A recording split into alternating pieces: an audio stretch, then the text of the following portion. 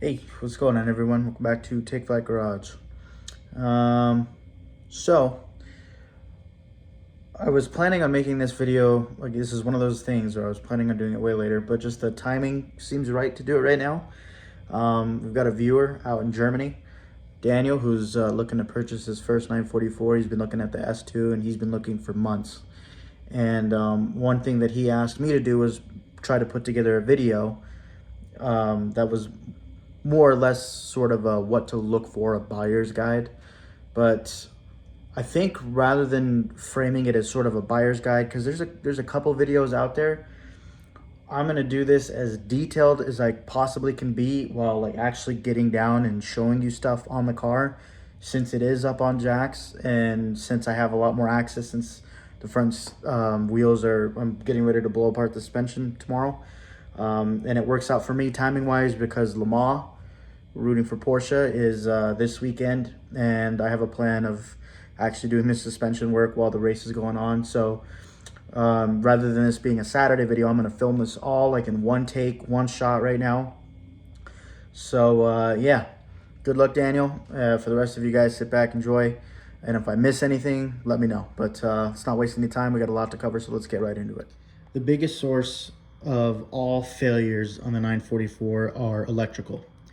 So it's difficult for me to give you reliability advice and sort of a, hey, look for this and look for that as far as the reliability of the car is going to go, because several things. I don't know where the cars you're looking for have been kept, if they're garaged, if they've been flooded. This is 40-year-old electronics now, and it's a lot of it is electronic designs from the 70s. So every single failure I've ever had on a 944 has primarily been an electrical one in some sort of way. Every time that a 944 has left me stuck somewhere or won't key over and won't start, or hasn't been able to get me home, I should say, is because of an electrical issue, not necessarily a mechanical one. So I'm going to get that right off the bat, right out of the way. When you are looking at a car, it can be the cleanest car in the world. The electronics are 40 years old. So if you have a long drive ahead of you, just take that into account. Okay, so you might want to immediately, if you're going to go look at a car, buy a spare DME relay or something like that and just keep that on you, or at least be prepared and know how to do the fuel jumper trick if a relay dies or something like that on the road. So I'm going to talk to you about the electrical failures and gremlins and stuff like that for afterwards. But let's go ahead and get right into, let's talk about the mechanical things that you should know and look for when buying. So this video is going to be in the sense of, let's say Schrodinger's law here. If it can go wrong, it will go wrong on the 944, right? So this is more so, I want you to take this video with the perspective of, rather than going and, if you're going to buy a car and you don't know what to do, I want you to think of the car that you're going to go look at as if it's yours already. And this is what you need to be on the lookout for, because whether it's wrong with it now, it probably is going to go wrong with it in the future. And just things to keep your eyes on. So, okay, I'm going to shut up, stop rambling. Let's get right into it. The first things first, and we all know, and we've covered this in a previous video, getting to know your 944 series. No, you can't even see in there. Your timing belts. If you have the 8-valve cars, you know that your timing belt is really important, as well as the balance belt, because even if your timing is safe, if the balance belt shreds, it's going to take out the timing belt. And that's a big deal because this is an interference engine. So the engine is kept in time by this belt. So if that goes, your pistons and your valves are going to collide and you need a new head. So that's the big thing. On the 8-valve car, or on the 16-valve cars, on the S, on the S2s, there's dual cams, and what you need to be, there's a timing chain now, which is great. Some of those cars, I believe, do still have belts up front, but it's the chain in the cam housing. There's a tensioner in there, a little plastic tensioner. When that hits a certain wear point or an age point, it can fail and it can still grenade your cam timing. So that's the biggest mechanical thing you need to pay attention to. Ask the owner, when was this done? And so many owners out there or sellers are going to tell you, well, it's only got so-and-so miles on it, so-and-so kilometers. It's fine. Nobody really understands how big of a deal that the timing is like not the timing of the engine, but the actual time frame for the belts is important itself for when they were changed. That's what I'm trying to say here is the actual service length of the belt. It really, really needs to be within that spec, because if it isn't, you're walking into a situation where you're kind of on your own here. You're assuming the risk of that belt not exploding or losing a tooth if it's, past that service interval. So please, 4 years max, 45,000 kilometers for the later cars, 3 years, 30,000 for the early cars. Even if it's a bit conservative, it's way cheaper to do a timing belt job than to go buy a car, especially if you're going to spend a ton of money on it and have it, a timing belt that's only has 5,000 miles on it, but is 15 years old, explode on you. And that will like immediately make you hate the 944. So that's just, we don't even want to deal with that. That's number one. If that checks out, the next thing we're going to worry about is the water pump. When was the water pump replaced? Immediately you can come check the coolant and see the coolant level. Check around here. Check around the water pump. You can see this one is starting to weep a little bit. This hose is just weeping, but check for excessive amounts of coolant leaking out of there. That's something I'm probably gonna have to address that I didn't even notice. So it's a good thing I'm shooting this video. Make sure that the hoses aren't ballooning, anything like that. You don't want to look for leaks. The water pump shouldn't be dripping coolant itself out of it onto the timing belt covers. Try to get in there. The best thing I would recommend is if you can, get underneath the car and look up from underneath. I'll give you that view in a second here, but I want to cover the top side of the engine and then we'll cover the bottom side of the engine. There's two things that can happen with a 944, right? The big thing would be a head gasket failure. That's something that's common amongst old cars. 944s, I actually haven't seen a ton of head gaskets fail because we typically don't overheat our cars, and they're pretty strong, but they are pushing 40 years old, and it is something that can happen at some point, especially if a previous owner has run the engine hot or warped the engine or anything like that. So the way that you can check for a timing belt, a head gasket, the obvious way is if there's coolant in the oil. So you just come over to the dipstick, wherever it is on the S2s, find your dipstick, pull it out, inspect the oil. You can see I get beautiful clean oil that I'm leaking all over my engine bay for this video. But check the oil right away. It should be a beautiful honey color, not old, not dark, not black.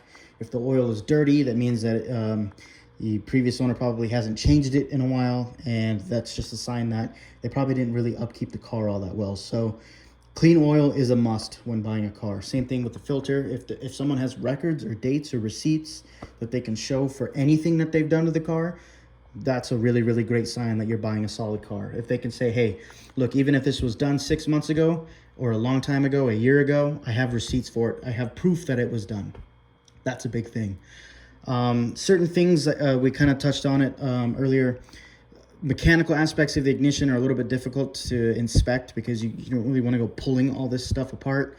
You can pull maybe one spark plug cover off, check inside there for corrosion. That's something that I would do because that's going to, again, give you a couple insights on, are these wires old? Do they look burned in any place? That's another thing I would do, is look for signs of burns or markings. That would be an indication that the spark plug wires are worn or that there may be an electrical issue with the coil. And then again, you're looking for green sort of corrosion on the caps. That would be another indication that the plugs or the wires themselves are old, they're corroded, they're probably going to need to be replaced. The car might still run okay with them, but if you see those signs, it's definitely another sign of deferred maintenance. I have an aftermarket fuel rail here, but what you really want to do is do your best. This is set up similarly to how a stock rail would be, minus the fuel pressure regulator being moved. Check the fuel lines, take a good look underneath there. You don't want to bend them around too much because they are old. You can end up cracking those. So just get under those fuel lines, check everything that's rubber that you can see on the top of the engine, and just make sure that there's no like cord or thread or crack showing underneath. When you start the car up, keep the hood popped and inspect all the fuel injectors. Check and make sure that nothing is leaking. I believe it's a little bit more difficult on the S2s because there's a rail cover, but if you can, pop that cover off and take a look at the fuel rail. Try to listen to the injectors. Take a look at the condition of the alternator and the air conditioning compressor. If you can, try to find the bolts and just see how the bolts look. If the bolts are super old and crusty and corroded, same, we'll talk about the tensioning bars down there. That's just kind of a sign that those things have not been touched or messed with. And that can either be a good thing. It can be a good thing because it means no one was in there screwing around, but it's also another component to keep in mind that's probably coming on 30, 40 years old. Just something to keep an eye on. I personally haven't done this, but it probably wouldn't be a bad idea to just pull the air box off. I know on the S2s it's a little bit more complicated because it's underneath the nose panel. It's a bit more of a pain in the ass. But just to check the air filter and see its relative state and condition, super old, neglected. It's just one of those things, Another thing that you should probably do in the engine bay before we start talking about the cooling system more is pop the oil cap. And a really, really healthy AOS is not going to have any oil deposits up here. You might have a little bit of residue like this. If they're starting to leak a little bit, this is just an indicator of blow-by from the vacuum seals for the air oil separator. I would say an amount like this is acceptable. It's okay. Ideally, it should be totally clean. And that could just be from me getting those threads dirty and not cleaning it. So I need to go through and inspect that. This is really cathartic for me because I'm making a documented checklist of everything I need to check on my car. Okay, let's keep going. Let's talk about coolant. I brought up the head gasket issue and checking for coolant mixing with the oil from the dipstick. That will tell you if coolant has entered the block in some sort of way or entered the oil pan. If you come up here and let's pop the coolant expansion tank.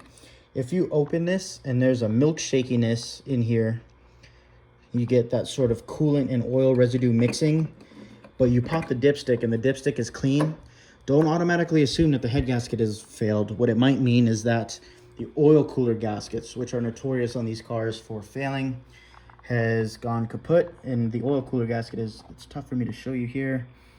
The oil cooler is what the oil filter screws into. And you can see the oil pressure sending unit, that little gray guy down there. Ignore all my power steering fluid leaking everywhere. That is, it's a heat exchanger to help pump heat out of the coolant and into the coolant as the car is warming up. It's supposed to help regulate the temperature of the oil. And so when the seals go bad on that, you'll get oil seeping into the cooling system, but not necessarily the block or the engine. The car is drivable in that scenario, depending on how bad the conditions are, for a short distance. So I wouldn't really want to be pumping all kinds of nasty, dirty oil and coolant through your cooling system, through your radiator and all that kind of stuff. It will clog the radiator and the car will overheat. But if you have, I would say like a 2 or 3 minute drive to get it down to a shop to have it inspected or replaced, it's not that big of a deal. Again, that to me wouldn't necessarily be a deal breaker on a really, really clean car. Otherwise, it would just be a huge negotiating point.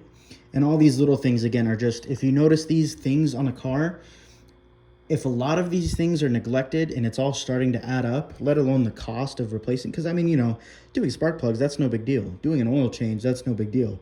But if you got to do plugs, an oil change, your timing belts aren't done, this is starting to exhibit signs of a car that's been neglected and not really well looked after, especially if it's higher mileage. And that would lead me to walk away from the deal. So those are the big engine bay component stuff.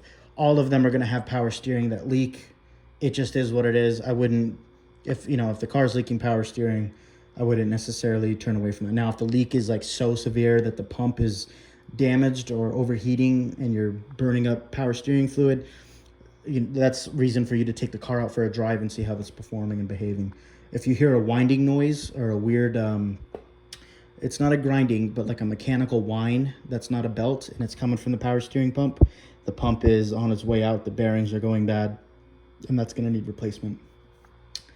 Let's see. If you find a car that's been modified, right? If you pop the hood open and it's not stock and it looks like this, try to source someone who's taken detailed photos, records, accounts, receipts, all of that stuff. And absolutely, this is a car that you would want to take on a test drive, right? Because it's been fiddled with in some sort of way. And so for better, for worse, it's one thing if you're the owner that's doing this and you know what you're doing, but if you're coming from someone who might not know what they're doing and has done something incorrectly, if you take the car out for a drive and you notice stuttering or stalling or rough running, it just might be a car that is, unless you're willing to take on the time to diagnose things and properly set them back to either factory or diagnose things that are aftermarket, again, that's just another negotiating point. And this is the reason why cars that might be more modified are less desirable on the market, because people want something that's original in stock. And so they might not know what all this is, and they're not really cool with that. They would prefer something that's not been tampered with before. So as a buyer, I completely understand that. Check for components like the alternator, see if it looks new and shiny. You know, you can ask for things about the air conditioning. When you start the car and you turn the air conditioning on, you should see the gas bubbling up in that little window. So if that gas isn't bubbling up and the air conditioning isn't getting cold, then that's an indicator that there's an issue with the compressor somewhere. It's not properly functioning, and that's why the AC is not working. This is the I believe this is the dryer right up here. So you should see gas moving through the dryer, and that will tell you that fluid is moving through the entire system. The obvious thing that you want to check for before we head underneath the car, and we'll talk about leaks and all that other kind of stuff, is just the overall condition of the engine bay. Is it relatively clean?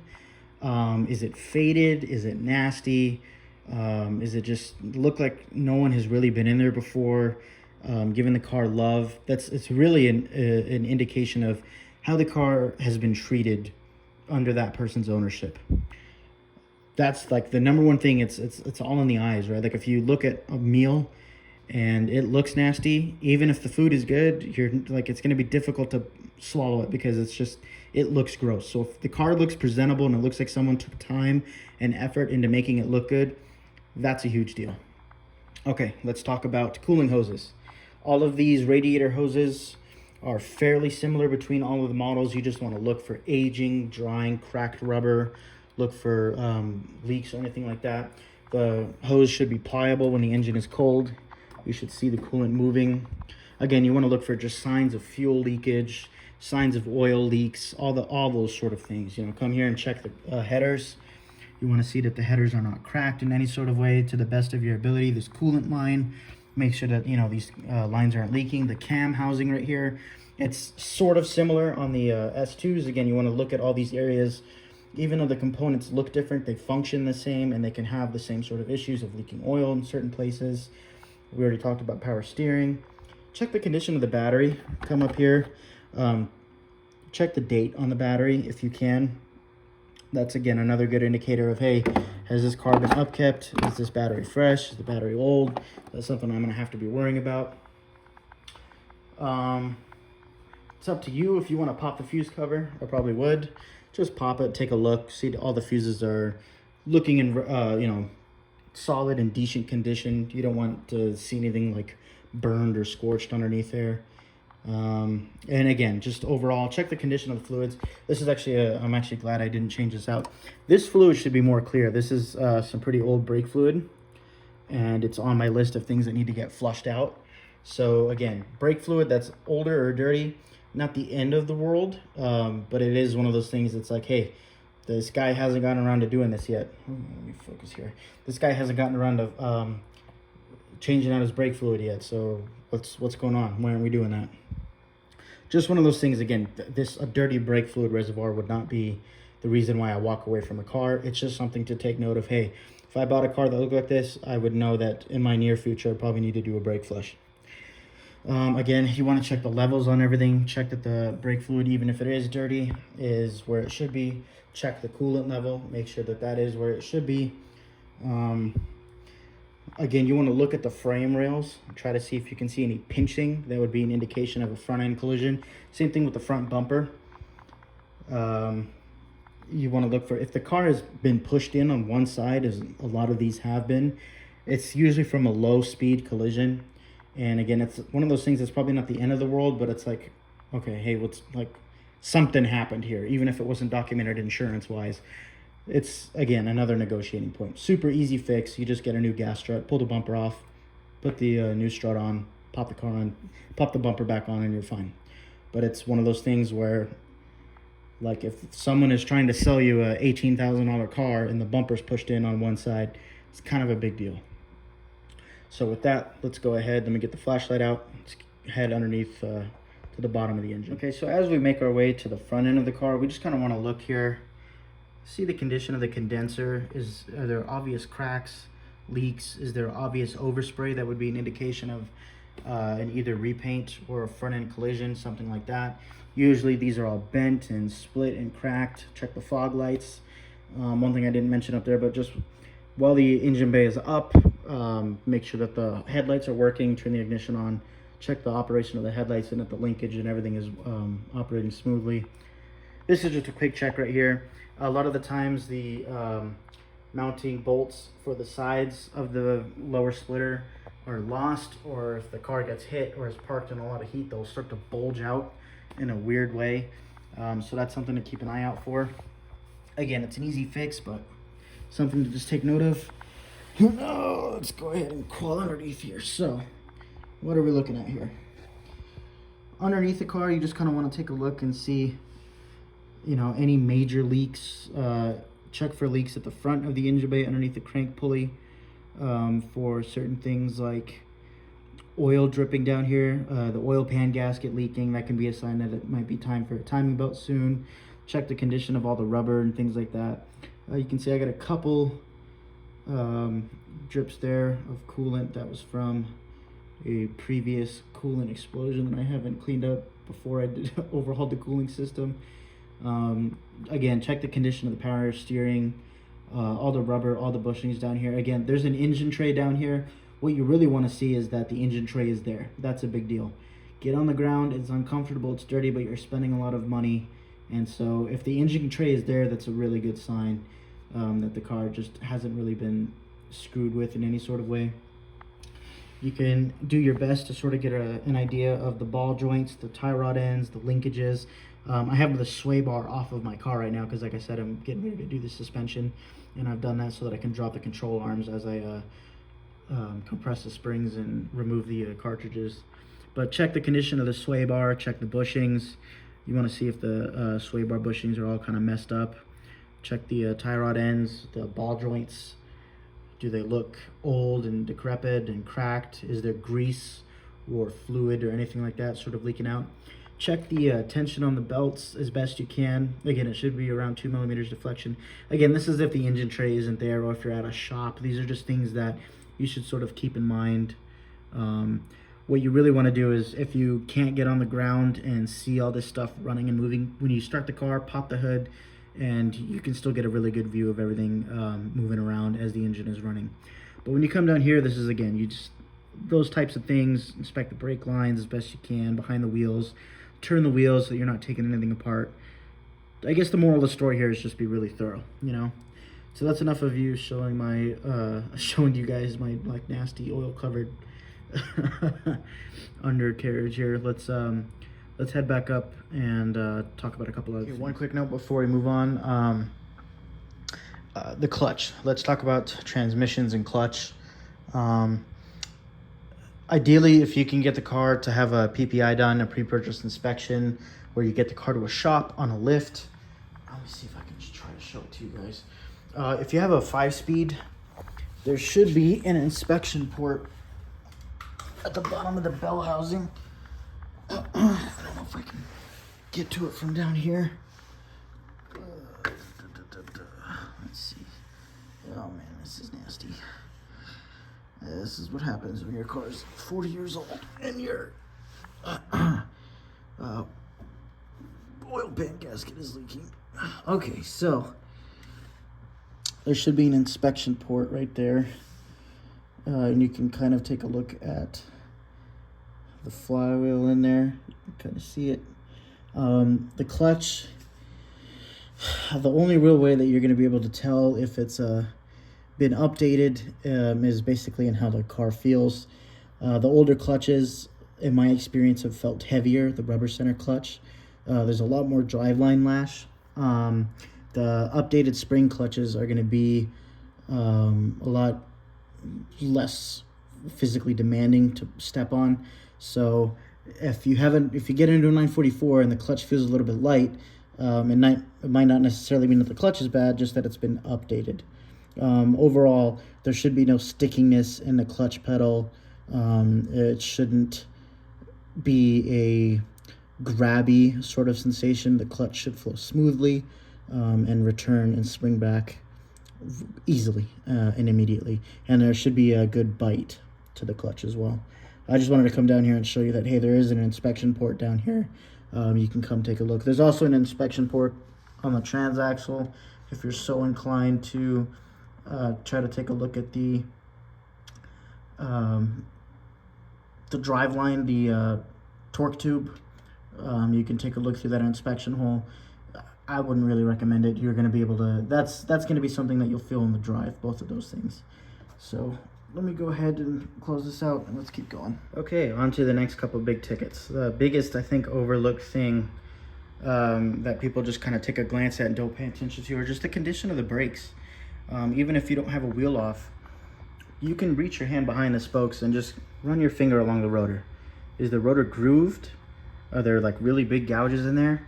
That's a real indication that the rotor, there may be warping in the rotors, and that could be either due to a damaged wheel.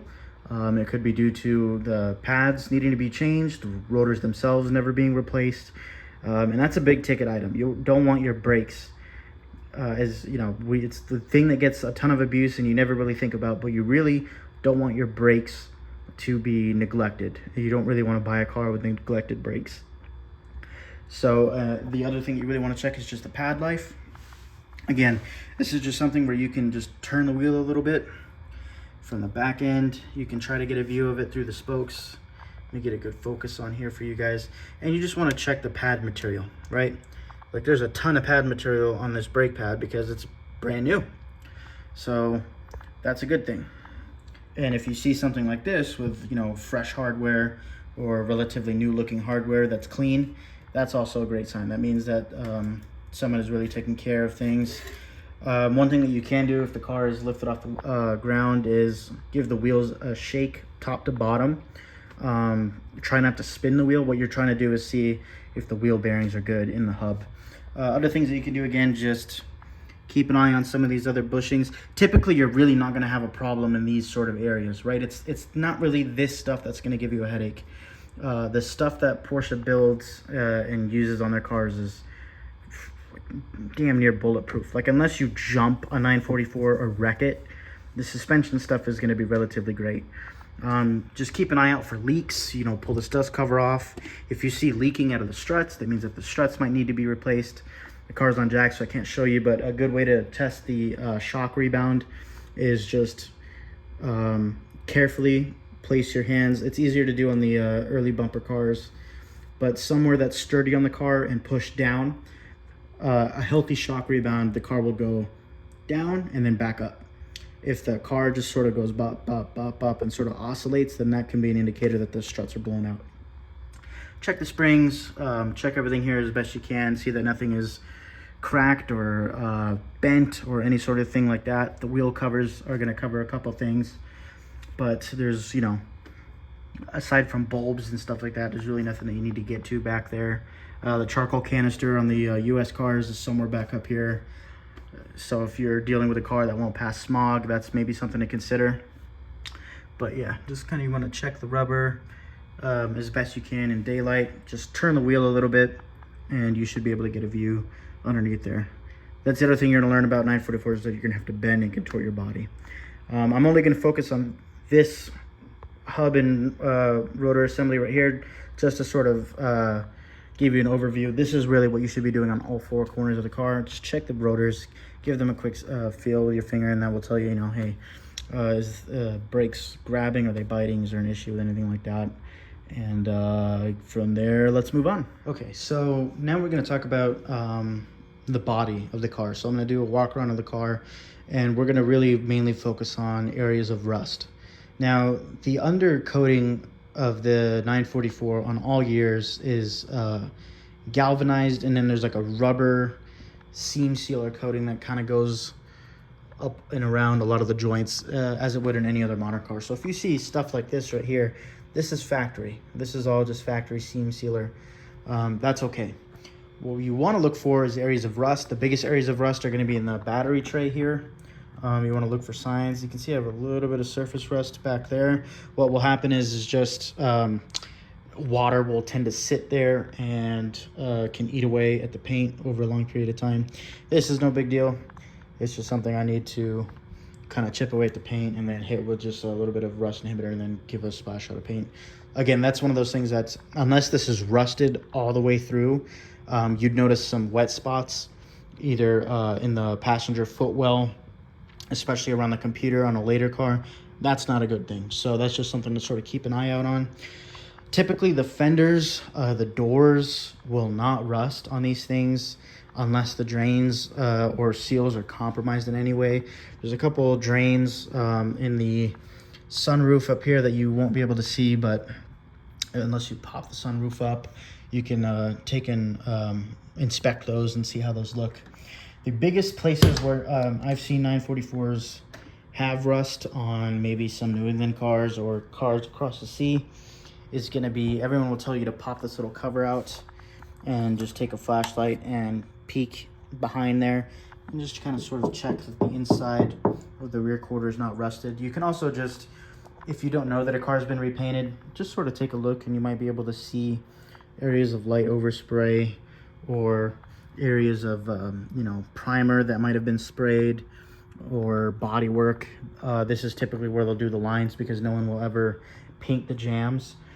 This car, when it had its paint job done, is actually in relatively it was a relatively thorough job. There's no tape lines here, stuff like that you can tell that either the car was repainted or an accident.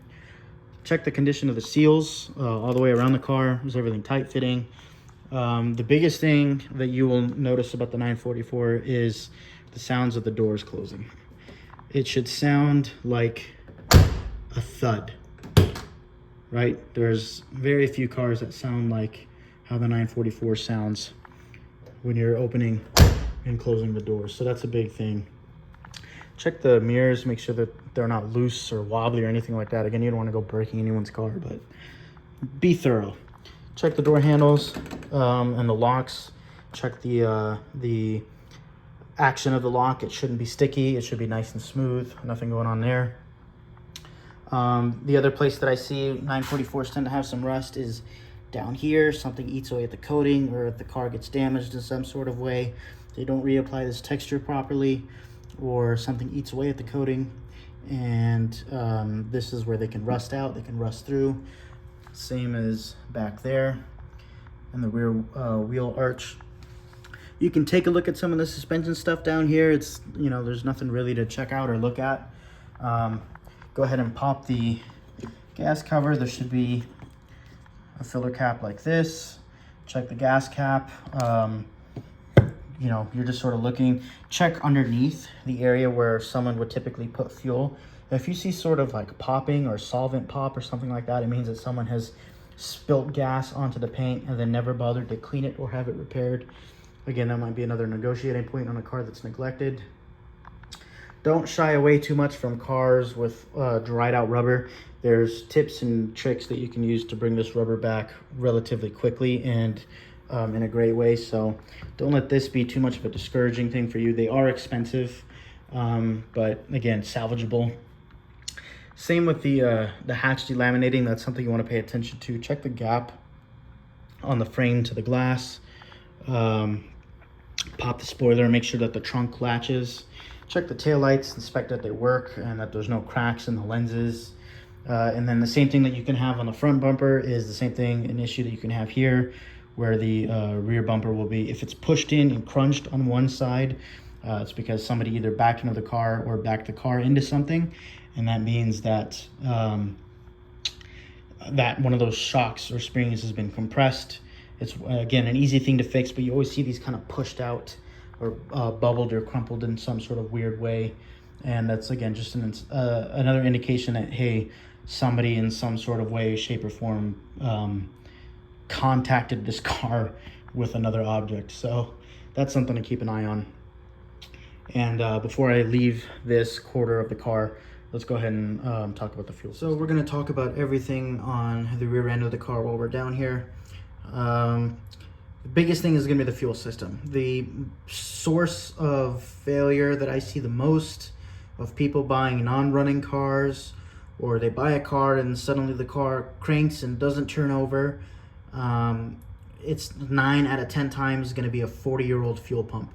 So if the fuel pump has never been replaced, or if the car has sat for a period of time and nobody ever bothered to empty the tank or properly store the car for winters, that fuel pump is really going to be having a hard time.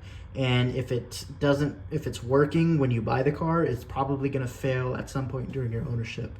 So the fuel pump is probably like the #1 biggest contender for, you're probably going to have to replace that at some point in the future, especially if it's original. If the owner says that it's been replaced, again, just check for receipts. Same thing with the fuel filter. Fuel filter should be replaced every couple of years, 2 to 3 years, depending on how much you drive the car and don't drive the car, and all that kind of good stuff. They're really cheap. It's really easy to get to. The fuel pump lives underneath this tray on the later cars. The early cars, it's tucked up behind the passenger side wheel. You can hop down there and take a look and just sort of see if there's any sort of leaks or drips, any fuel smell back here. Might be an indicator that a pump or a line is leaking. You can also check the rear suspension, check the struts, see how they're performing. Again, you can do that same test that I told you about on the front. On the rear, just push down on the rear of the car and check the rebound to see how it performs. Take a look at the transaxle, see if it's leaking fluid, if it's dirty, if there's any cracks in it from someone trying to replace the fluid and cracking the bolts. A lot of times you'll see maybe like JB weld or something on those bolts to try to stop the leaking. Don't ask me how I know that. You can also come down here and check the condition of the exhaust. Is it stock? Is it aftermarket? Is it rusting?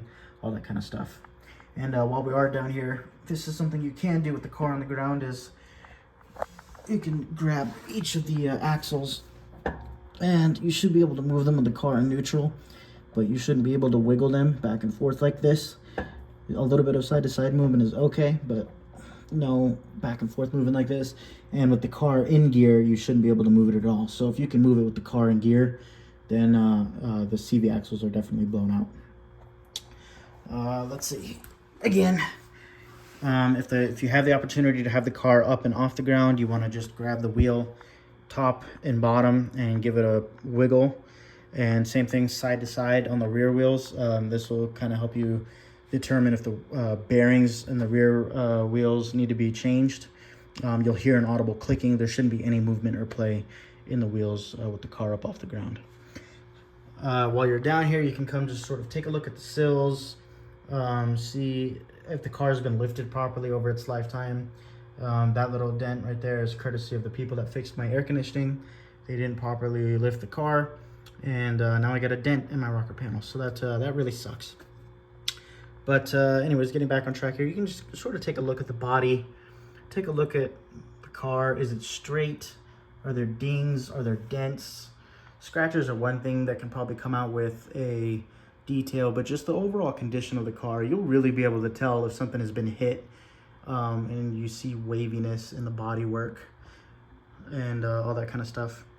There's some light things that you can look for, like the condition of the, oops, let me get it back in focus. The condition of the stone guards. Again, not the end of the world if those are cracked, but it is kind of a pain in the butt to replace, so something to take note of. Thanks, Mike, for replacing those so I don't have to. I think with that, we are good to start talking about the interior. Actually, before we move on to the interior, the next most important thing, in my opinion, to the brakes is your wheels and tires. We need to have a discussion about these. You want to look at the outer edge of the wheels, make sure that they're not curbed rash. A little bit of light curbing is okay, but if you see like dents or warping or something like that, that's kind of an issue. There's no reason that a tire shouldn't hold air. If a tire doesn't hold air, it's compromised in some sort of way. You want to look for cracking in the sidewall, especially, or dry rot. If a tire exhibits those signs that it's sort of old, you can also, you can do things like check the date code and all that kind of stuff. I tend to go more by unless it's like 10-year-old tires or 5-year-old tires where they obviously need to be replaced. Check the date code. If the owner says that it's within this, if they were replaced at a certain amount of time, you can see when the tires were manufactured. You can also really check the condition of the tread and the tread depth. This is a real big deal. If the tires are old and balding, then again, I would argue that it's another especially if you have a car with 15-inch rims, that's another negotiating point, because it's like $1,000 for tires. So that's just really something to keep in mind. The tires, you want to see how they're wearing. If you see more wear on the inner versus outer, that can be an indication that the car is not properly aligned and somebody fiddled with suspension, or the car may have been in a collision and it was never aligned properly, or suspension component is failing on the front or rear. You just want to take a look at the tread and see how the tire is wearing. If they're fresh tires, it's great. That means that someone really cares about their car and safety too, and they don't really want to sell a car with bad tires. So that's a win in my book. Okay, so let's move along to the interior here. Really, the 944 has a insanely basic interior, so there's not a ton that can go wrong. The seats should fold relatively easy. The slide tracks are down at the bottom. You can pull those, get in, slide them. I don't want to sit in the car because, again, it's just on jacks, and even I know the car's, it's like 3,000 pounds. I'm fat, and I'm scared that if I get in, I'm going to put a hole through my floor pan, so we're not doing that. But just check the overall condition, right? How does the carpet look? Is it clean? Did someone vacuum the car out before they posted it for sale? Did they wash the car? That's something that you need to look at too. Is the car clean when you walk up to it? How is the car being presented? I think that's a huge part of any sale, because you want to have that confidence to buy from a seller who really took care of the car, because you're making a huge financial decision. So if you walk up to a car and it's super low miles, but the tires are dry rotted, the car's filthy, the interior is musty, and it looks like shit, I personally, I wouldn't be comfortable with that. I kind of asked the dude, what's going on, man? So just something to sort of keep an eye on. The dashes all crack. It is what it is. Everyone makes a huge deal about the dashes cracking. Just get a dash cover. It's really not the end of the world. And honestly, if it bothers you that much, for $700, you can get a brand new dash from Porsche. And it's relatively simple to pop out and put back in. It's a lot of work, but it is a simple thing to do. Just check the sort of condition of the leather, the leatherette, the seats cracked. Like you can see mine, I still need to do the leather on mine. That's a big deal, just from the sort of sense of what sort of price are they asking for the car and the condition that they think the car's in. For example, that to me, staring at that, hurts the value of this car. It's, I wouldn't have paid the amount that I paid for this car seeing that seat ripped. So that's something I really need to get taken care of. But on the other side of that, if you see some things like the shift knob or a really expensive rare steering wheel, those can be a plus. Let's go ahead and talk about some of the interior features here real quick. The clock, oops, I just forgot I was gonna get in. The clock should be displaying the time, at all times if it's working. You'll see the numbers there if the LCD is working. The lighting won't come on until you put the key in the ignition. Glove box, the door should hang down like that. Shouldn't flop open, shouldn't rattle, shouldn't do anything like that. The vents, everything should move smoothly. Nothing should sort of fall around all over the place. The leather shouldn't be really too chipped. Check the trim. A lot of times people will break this trim. So if this trim is broken or out of alignment, it can be a sign that someone was kind of in here messing around. The hazard switch, you can flip that and it should light up. That would be a good indicator that that's working. Check the air conditioning, check the HVAC, check the defroster, the wipers, all of this sort of stuff. Give everything a thorough run around. Depending on if someone has messed with the aftermarket stereo, that's personal preference, but you can mess with the balance and the fade and see if that's working. You can check the mirror adjustment. Those are the switches on the front of the dash. On the early car, it's similar, but they're on the back side of the shifter. Check the sunroof operation. Does it go up? Does it go down? Ask the seller about that. The floor mats, see if they are relatively cool floor mats. That's kind of a big plus if they are. For example, these are Lloyd mats. You can't get these anymore. Those were super expensive to begin with, and they're even more expensive now. We already talked about the hatch. Let's come around to the driver's side. And again, you want to just overall start the car, let it run, turn the hazards on, put the car in reverse, brakes, signals, all that sort of stuff. Just basic things to see that the car is looking okay. Talked about wheels. There's nothing too much to talk about on this side other than The CV axles, that's the next thing that if you haven't replaced them on your 944, you're probably going to have to replace those. Those are the big things. Potentially the same thing with the sway bar bushings. Anything that's rubber is really fair game. Again, you just want to come up, check the condition of all the rubber and all that other kind of stuff. Take a look at the dash, make sure that the mileage is working properly. When you start the car, pay attention, see if there's any warning lights and all that kind of stuff. I recommend NC 944's video on that to give you an idea of what some of the warning lights look like. If you start the car and with the parking brake off, if you still get the idiot light up there on the dash with the parking brake off and the coolant temperature is normal and everything else, then there's something wrong with the car. That's the thing. These older cars, it's really hard to just know off the bat what it is. It's not like you can plug OBD into it. So that's just sort of something to keep in mind. The dash light should not be illuminated. It could be something as simple as the parking brake needs to be adjusted, or it could be something more catastrophic like the oil pressure is not proper, or the voltage isn't right, or that sort of thing.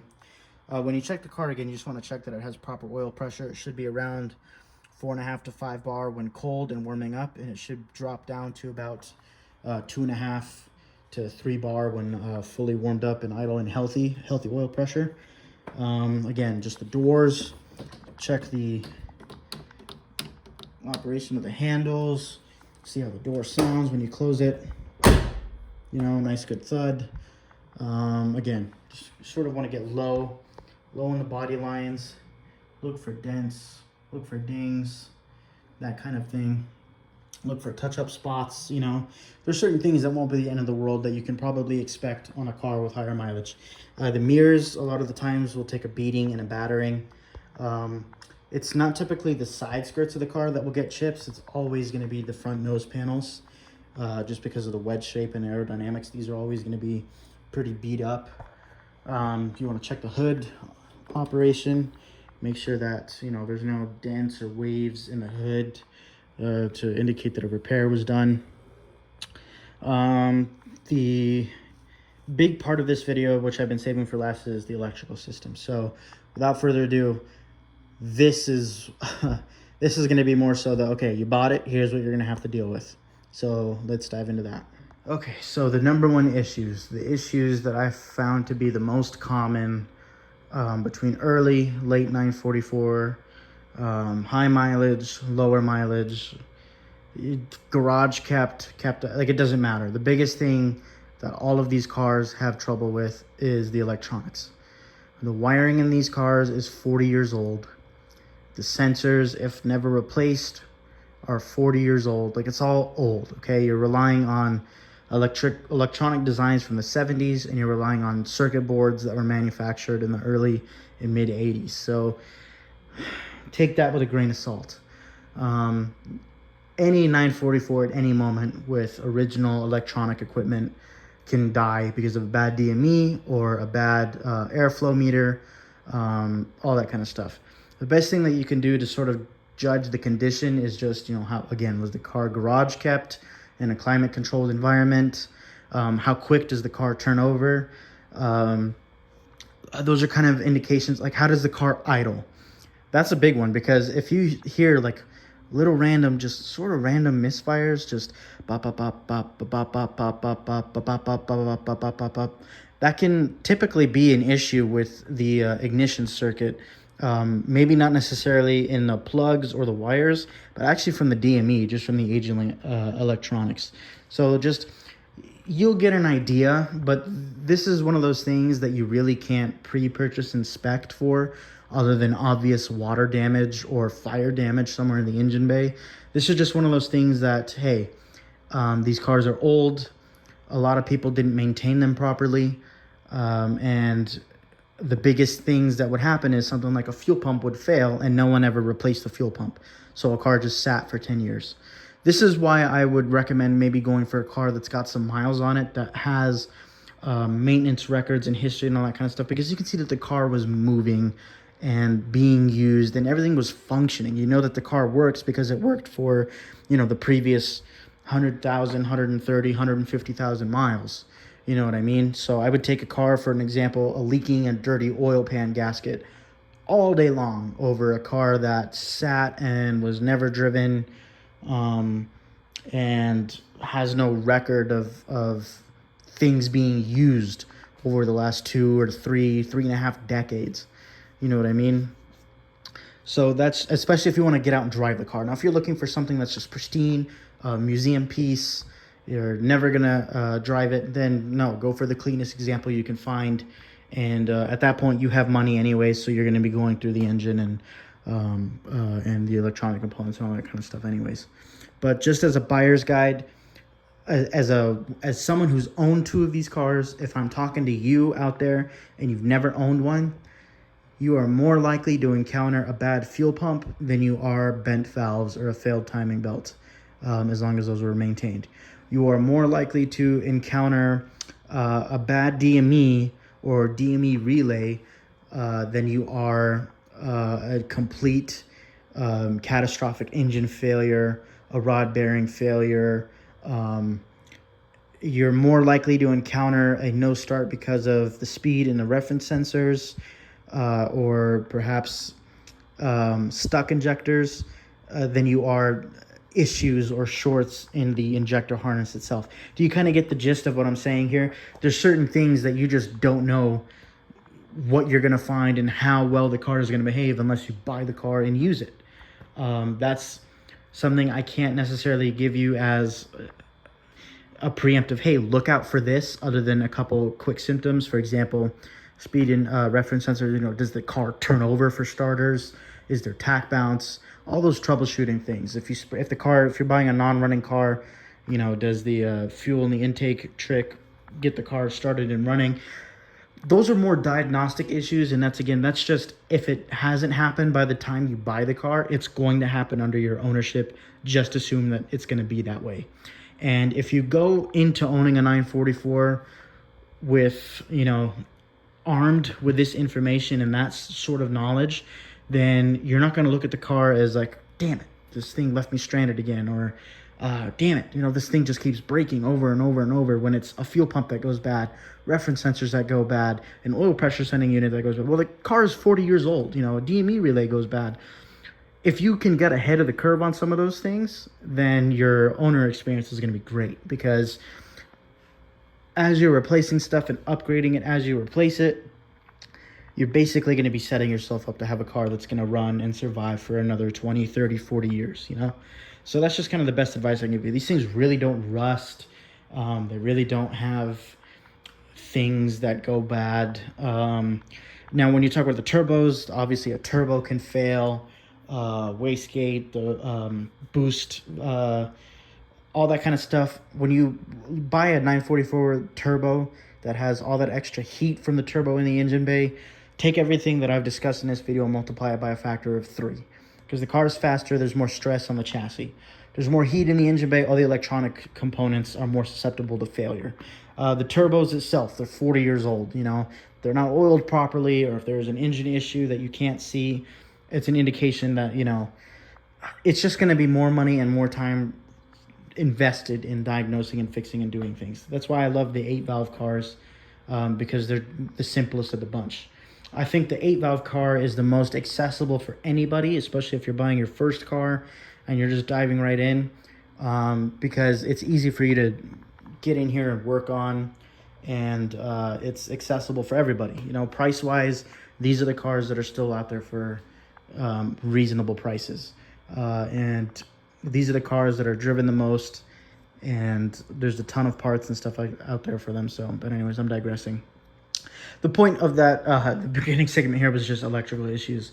Check, like I said earlier, the lights, the horn, the turn signal stock indicator. Make sure that you have a spare jumper cable for the fuel pump in case that goes bad. The cooling fan operation, just make sure that when the car gets up to temp, that the fans come on low speed, high speed. Check that the air conditioning comes on, the compressor turns, the air gets cold. The fans kick on with the AC compressor, things that you should have seen in some of the other videos that sort of discuss things. Well, the car is cold, you can come here and just see if the TPS is clicking, certain things like that. That will help, you know, identify whether or not the car is adjusted as far as the TPS goes. The big thing is just really electrical issues. That's the big kick with a 944. It's going to be a great car. It's going to be reliable as long as you upkeep on the required service. But the one thing that's out of everyone's control is electrical issues. You get ahead on those, you're going to be just fine. Okay, it's like 1:30 in the morning. It's still like 100 degrees in here. I'm doing my best trying to get this out.